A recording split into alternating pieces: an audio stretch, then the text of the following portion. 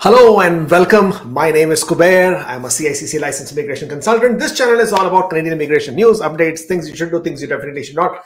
Ontario Human Capital Priorities Draw. Yeah, it happened. It finally happened. It's a very exciting one because the last time Human Capital Priorities Draw happened was in the month of February of this year. So this has been this long gap of nearly 7 months. Finally, Human Capital Priorities Draw is back. Tech draw is what happened today, this morning. I came to know because when I started getting emails in my account for some of our clients who we started receiving messages that they've got notifications of interest, and that is what triggered that. Okay, then I knew the draw is happening because most of them were already IT knock codes. Now, the good thing is that the draw has happened, and the not so good thing is that the draw happened at a score of 496. That was the lowest cutoff score for today's draw. A total of 1197. Was that the number? Yeah, sorry, 1179. Total of 1,179 invitations or notifications of interest was sent out by Ontario today. And this was the Express Entry Human Capital Priorities stream. For people whose knock codes was one of these 6 knock codes: 0213, 2147, 2172, 2173, 2174, 2175. So if your primary knock code was any of these knock codes, and if your CRS score was 496 and above, then you would have received a notification of interest in your Express Entry profile. The thing with this particular draw is that they have issued invitations at 496 plus, which doesn't make sense, right? I mean, it doesn't make sense to you. It definitely doesn't make any sense to me because you know it and I know it with all this breakdown that we just did with the Express Entry analysis and the breakdown of the Express Entry pool, that we expect the scores to drop below 500 without a doubt in the next draw. And within the month of October itself, definitely 496 should get cleared out. And if 496 is going to get cleared out within the next month, which is month of October, then what's the point of sending them invitations? 1,179 invitations, in my opinion, they are pretty much down the drain, unless they know of something which we don't know and we are only speculating. So if you are one of those people who received the notification of interest, I'm sure you would be quite relieved and quite excited about it. So congratulations, first of all. However, don't rush into submitting your application just yet. You can prepare your documentation because it would help you with your Express Entry application as well. But prepare your documentation. But hold on with your application because there is no rush. You can wait for some time. At least for the next 2 Express Entry draws, you can definitely afford to wait. If you have received a notification of interest, you now have 45 days to submit your application to Ontario. Now, if you have 45 days and you know that the next 2 draws would happen within the next 4 weeks, that basically means you can afford to wait to see how the Express Entry is playing out. In my opinion, 496 should definitely get cleared out within the next 2 draws of Express Entry. And if that happens, you don't really need the Ontario PNP at all. You don't really need to go through the Ontario PNP. Why would you spend 1,500 Canadian dollars, right? It doesn't make sense, duh. But if at all you are interested in pursuing your Ontario PNP nomination, well, of course, by all means you can, because there are some benefits to doing that as well. And let's talk about the benefits. Like for example, let's say you submit your Express Entry application and it is rejected at the R10 stage. Okay, let's say you forgot to submit one application, submit one document like a PCC, or you submitted an incorrect PCC, or you submitted some incorrect document. Let's say you submitted incorrect marriage certificate or whatever that might be.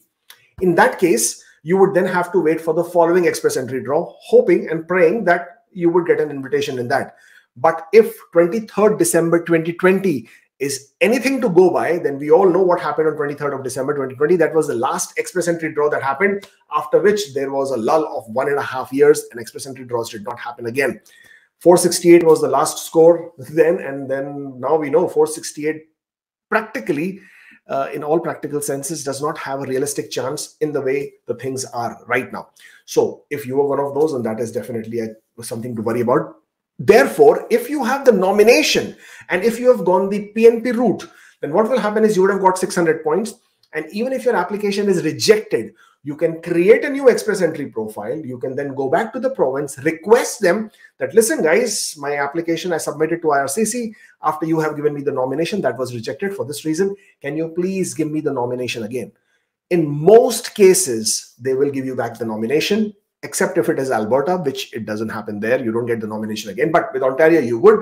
And therefore, you would be able to reapply without having to concern yourself with the express entry draws when they're happening, or the score is going to go down or going up, or whatever the speculations might be. So this is one added benefit you have if you have a nomination, especially from Ontario.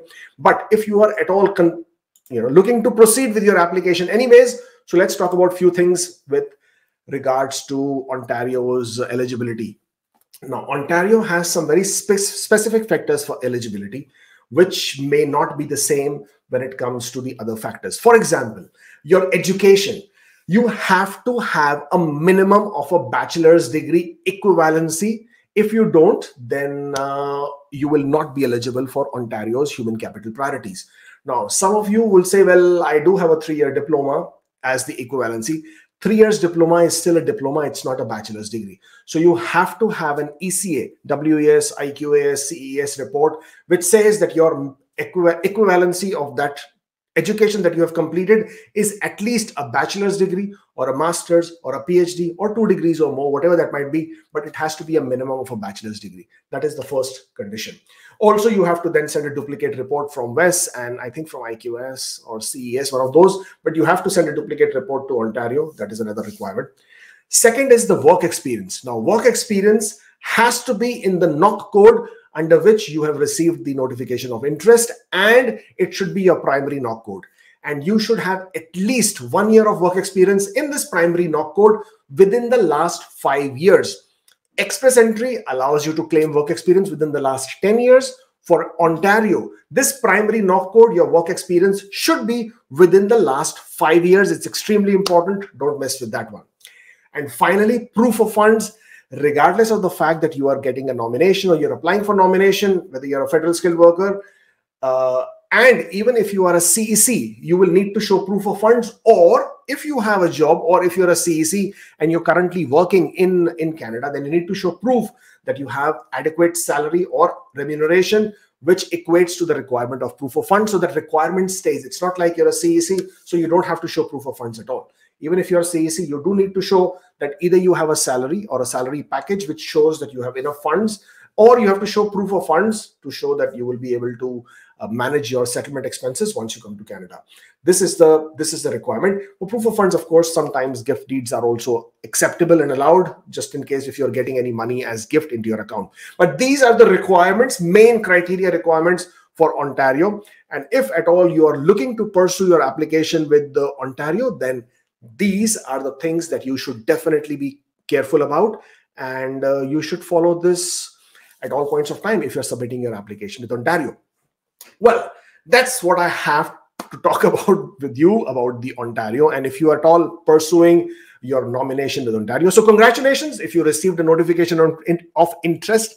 That was good to do. That was good to know. And if you are looking to continue your application with Ontario, now you know what you need to do. You just need to go back to the Ontario's Human Capital Priorities web page. From there, there's a button where you say submit your application. Click on it. It will take you to the Ontario's portal. Create your account and then submit your application. Pretty simple, pretty straightforward, nothing complicated there. You will be able to submit your application, provide all the documentation, pay a fee of $1,500, and then wait for your application to be processed. And that way you can secure your 600 points and hopefully be on your way for your permanent residence application. That's the Ontario one for you. Well, if you guys are still here, first things first, smash the like button so we can get some more likes here, so this video goes out to more and more people. And of course, if you're still here and you haven't subscribed to the channel, then please get that subscribe button smashed as well. Yes, I know there are some people asking about the general occupation draw, priority occupation draw. Well, if they have conducted the tech draw, I'm sure the general draw or the priority occupation draw should also be around the corner. But the fact that they have issued this draw at 496, I don't expect the next draw to be, at a lower point, what we were expecting earlier at 460s and 470s. I also expect that the next draw which happens with Ontario, because they've always played in tandem with the express entry draws. Now the express entry draws are high, so obviously we expect that the Ontario will also conduct their draws at a higher score. So expect the general targeted priority occupation draw to also be in 490s. That's what I would expect. It could happen tomorrow, it could happen next week, it could happen 2 weeks later, but definitely that draw should also be around the corner. That's basically all that I wanted to discuss with you today. Thank you so much for joining in. If you haven't subscribed, please hit the subscribe button. Want to see those numbers going up. And stay safe, take care, good night.